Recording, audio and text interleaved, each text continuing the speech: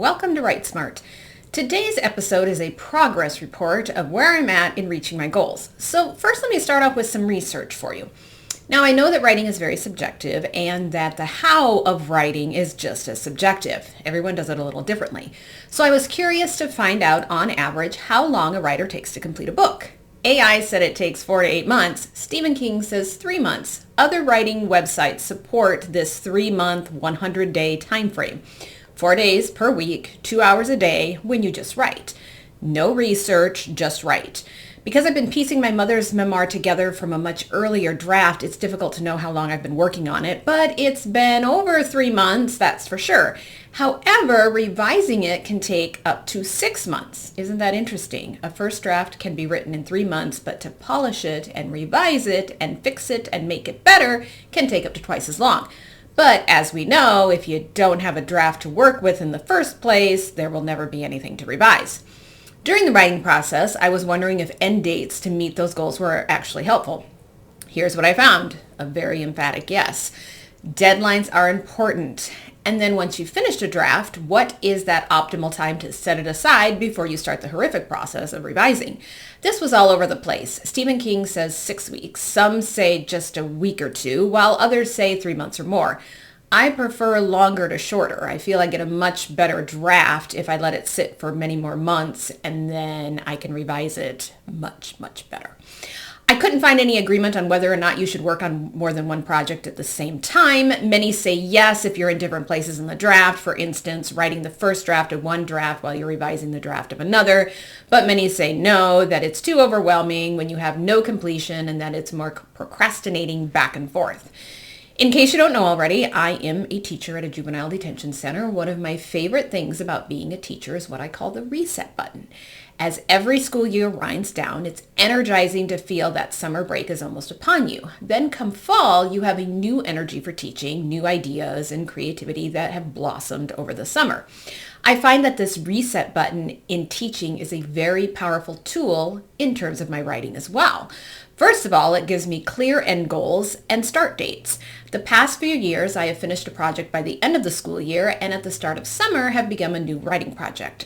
This year is no different. I want to have both the rough drafts of the memoir about my mother completed as well as the new and improved draft of a book I wrote 15 years ago.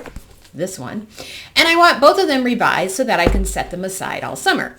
When the newness of the school year has died down, then I can begin going through the final revising of the book I'm rewriting and then start the first major revisions in the memoir about my mom. Over the summer, I plan to write my pop culture book. So where am I at with these goals, which is the whole point of today's episode? And just so you know, research suggests having others hold you accountable for your writing goals, whether it's a writing group or not, is a very effective strategy. So I'm allowing Write Smart to help me be accountable. For my book, The Flutter of Butterfly Wings, I'm totally on track. In fact, in another couple of weeks, this one should be completed and I can forget about it until fall. My mom's memoir is a bit slower, but I'm still making progress. I'm comfortable in about 75% of the writing. It's the part about her life before I was born that I'm really struggling with. First of all, the information I have is so fragmented. I did an episode about those struggles a couple of weeks ago, but I'm really struggling to find a voice in those chapters. It sounds so bland and textbooky because I'm just listing facts and what I'm finding. I know that it will take some time to fix. And I still have a few things I need to go through yet before I can complete the writing. And I have a notebook of all the details that I need to find, which that can take some time as well. I'm a little concerned I might not have a finished draft by the end of the school year. I really struggle some evenings after work to be productive. I have zero creativity and zero motivation. Usually only 2 nights a week do I get anything of significance done. By about 6 o'clock, I'm done for the day. 7 o'clock if it's nice and sunny. And well, we had a blizzard this weekend, so Plus, I need to get Good Little Eater formatted into a book and read through a proofing copy of that. So I'm a little nervous about having Mom's book done the next 2 months. Part of the reason I feel compelled to push myself is that I really want to do my pop culture book. And that one is really tugging at me. And I know if my mom's book isn't done, at least a comprehensible draft, it will sit undone for a very long time. I already wrote one draft years and years ago, and it wasn't quite complete, and then nothing ever came of it. That's why I really want to get a draft completely finished this time around. So where are you at in your writing journey? It's tough, especially when you work full-time and it's not a job that involves creative writing. I'm envious of people who write full-time, but then I think I wouldn't be able to write for hours on end every day anyway. Our reliance on AI only makes me want to write even more the good old-fashioned way, because I think AI is significantly going to alter our writing landscape forever, and not in a good way. Thanks for watching. As always, my goal at Write Smart is to write books so that we can read books and get a little bit smarter, one book at a time.